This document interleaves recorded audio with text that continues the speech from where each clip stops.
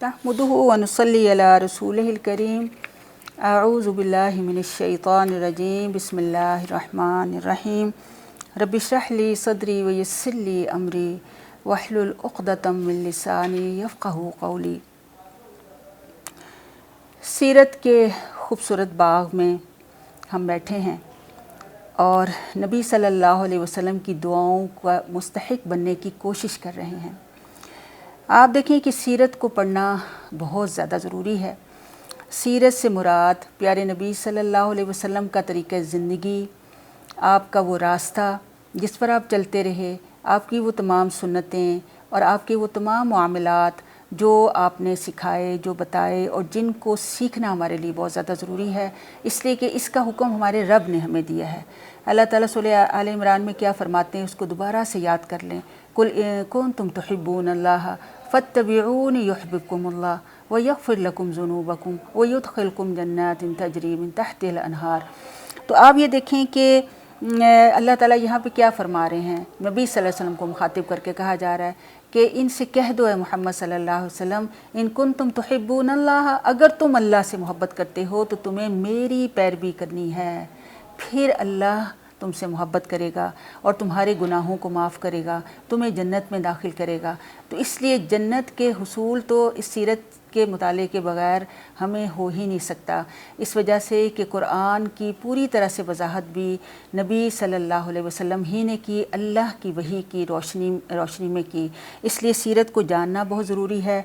अल्हम्दुलिल्लाह हमने बहुत सारी चीज़ें जो हैं वो सीख रहे हैं और इंशाल्लाह सीखते भी जाएंगे। लेकिन देखें कि इस चीज़ को आम करने की बहुत ज़रूरत है कि जिस तरह कुरान सुनना फ़र्ज़ है, कुरान को सीखना फ़र्ज़ है, उस पर अमल करना फ़र्ज़ है, इसी तरह से प्यारे नबी सल्लल्लाहु अलैहि वसल्लम की सीरत को पढ़ना, उसको सुनना, उसको जानना, उसके मुताबिक अपने अमल को दुरुस्त करना भी फ़र्ज़ है।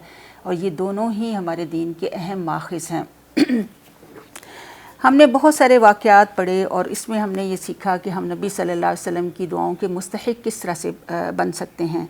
आज हम कुछ और भी चीज़ें देखते हैं ताकि हम वो अमल कर सकें और प्यारे नबी सल्लल्लाहु अलैहि वसल्लम की दुआओं के मुस्तहिक़ बने। प्यारे नबी सल्लल्लाहु अलैहि वसल्लम की दुआ तो ज़रूर ही कबूल होगी। अल्लाह ताला हमें आपकी दुआओं का मुस्तहिक़ बना दे। आप सल्लल्लाहु अलैहि वसल्लम की एक हदीस है, ये सुनन अबू दाऊद में है और सुनन तिरमिज़ी में भी है, ये सही हदीस है। आप सल्लल्लाहु अलैहि वसल्लम ने फरमाया कि अल इमामु ज़ामिनुन वल मुअज़्ज़िनु मुअतमिनुन अल्लाहुम्मा अरशिदल अइम्मा वग़फ़िर लिल मुअज़्ज़िनीन। इस हदीस का तर्जुमा ये है कि इमाम ज़ामिन है और मुअज़्ज़िन अमीन है। ए अल्लाह, इमामों को हिदायत अता फ़रमा और मुअज़्ज़िनों को बख्श दे।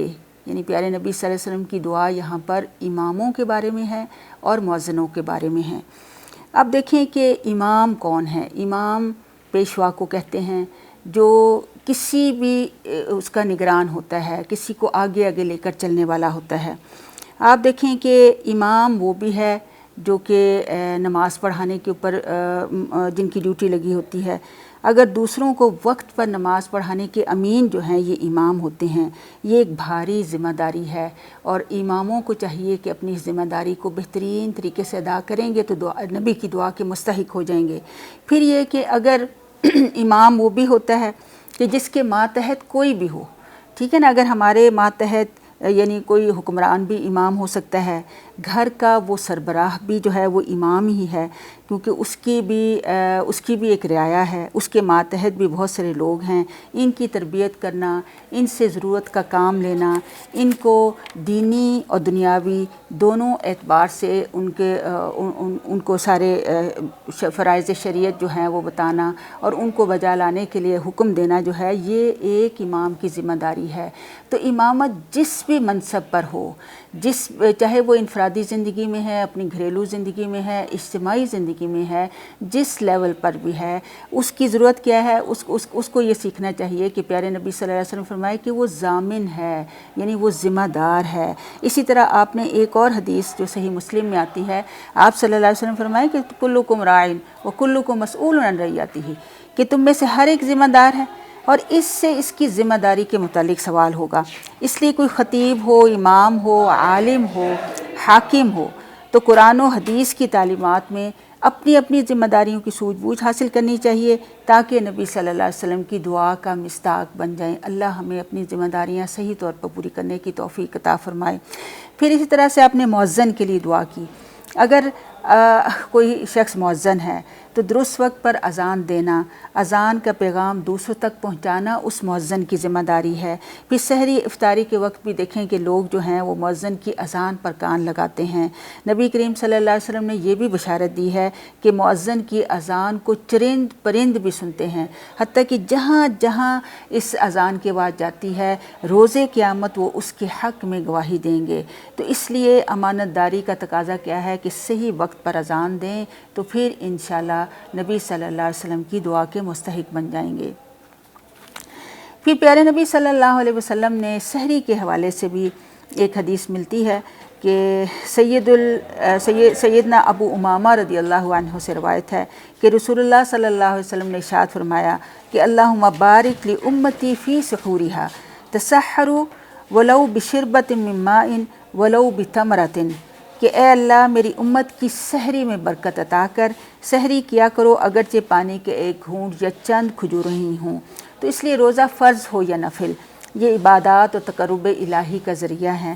اللہ تعالیٰ کو روزہ دار کے منہ کی بو جو ہے وہ کستوری سے بھی زیادہ پسند ہے، اور پھر آپ کو پتہ ہے کہ روزہ جہنم سے بچاؤ کے لیے ایک ڈھال بھی ہیں۔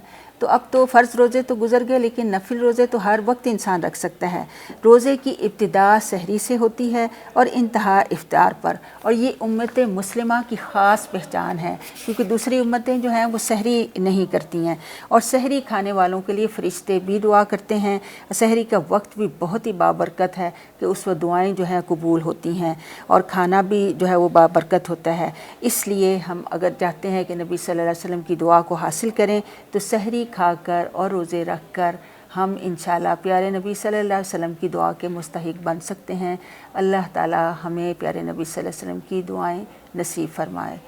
وصلی اللہ تعالی علی خیر خلقہ محمد وعلی آلہ واصحابہ اجمعین برحمتک یا ارحم الراحمین، آمین۔